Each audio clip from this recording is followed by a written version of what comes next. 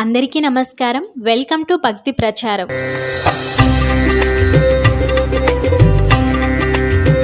దసరా శరన్నవరాత్రుల సందర్భంగా 6వ రోజున విజయవాడలోని అమ్మవారు శ్రీ మహాలక్ష్మీదేవి రూపంలో దర్శనమివ్వబోతున్నారు. అమ్మవారు 2 చేతులతో కమలాలను ధరించి అభయ వరద హస్తముద్రలను ప్రదర్శిస్తూ గజరాజు సేవిస్తుండగా శ్రీమన్ మహాలక్ష్మి రూపంలో దర్శనమిస్తుంది. మహాలక్ష్మీదేవి ధన ధాన్య ధైర్య విజయ విద్య సౌభాగ్య సంతాన గజలక్ష్ములుగా వరాలను ప్రసాదించే అష్టలక్ష్మి సమిష్టి రూపమే మహాలక్ష్మి. దుర్గా సప్తసతి అంతర్గతమైన దేవి ఆదిపరాశక్తి, మహాకాళి, మహాలక్ష్మి, మహాసరస్వతి అనే రూపాల్ని ధరించి దుష్ట రాక్షస సంహారాన్ని చేశారు. 3 శక్తులలో ఒక శక్తి అయిన మహాలక్ష్మి అమితమైన పరాక్రమాన్ని చూపించి హలుడు అనే రాక్షసుణ్ణి సంహరించింది. ఈ దేవిని ఉపాసిస్తే ఫలితాలు శీఘ్రముగా కలుగుతాయని పురాణాలు చెబుతున్నాయి. యాదేవి సర్వభూతేషు లక్ష్మీ రూపేణ సంస్థిత అంటే అన్ని జీవులలోనూ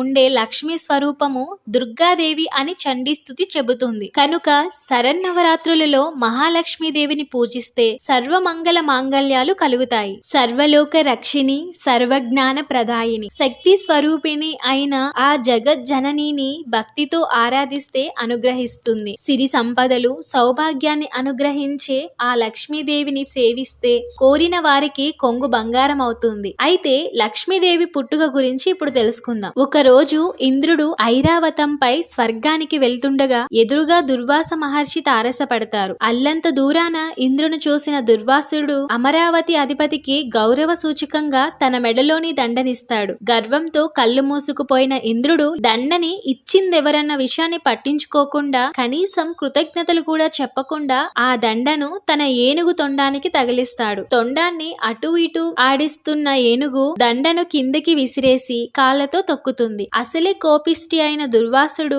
ఆ దృశ్యాన్ని చూసి మరింత కోపాద్రిక్తుడై, ఓ ఇంద్ర, మితిమించిన అహంకారం గర్వంతో ప్రవర్తించిన నిన్ను ఈ భోగ భాగ్యాలన్నీ వీడిపోతాయి అని శపించాడు. అప్పుడు ఇంద్రుని కళ్ళకు కప్పుకున్న తెరలు తొలగడంతో దుర్వాస మునిని క్షమించమంటూ వేడుకున్నాడు. అది విన్న దుర్వాసుడు శాపాన్ని అనుభవించక తప్పదని, అయితే విష్ణుమూర్తి కృపతో పూర్వ వైభవాన్ని పొందడం జరుగుతుందని చెప్పాడు. అనంతరం ఇంద్రునిపై దుర్వాసుని శాపం పనిచేయడం ప్రారంభించింది. బలి నాయకత్వంలో రాక్షసులు అమరావతిపై దండెత్తుతారు. అతని పరివారంతో పాటు స్వర్గం నుండి తరిమివేస్తారు. తప్పనిసరి పరిస్థితుల్లో ఇంద్రుడు అజ్ఞాతంగా ఉండిపోయి తన గురువు బృహస్పతిని సలహా అడుగుతాడు. అందుకు తగిన పరిష్కారాన్ని బ్రహ్మదేవుడే సూచిస్తాడని చెప్పడంతో ఇంద్రుడు తన పరివారంతో కలిసి వెళ్లి బ్రహ్మదేవుణ్ణి ప్రార్థిస్తాడు. అందుకు పరిష్కారాన్ని విష్ణుమూర్తే చెబుతాడని బ్రహ్మదేవుడు పలకడంతో అందరూ విష్ణు సన్నిధిని చేరుకుంటారు. ఇంద్రాది దేవతల ద్వారా జరిగిన సంగతిని విన్న విష్ణుమూర్తి రాక్షసుల సాయంతో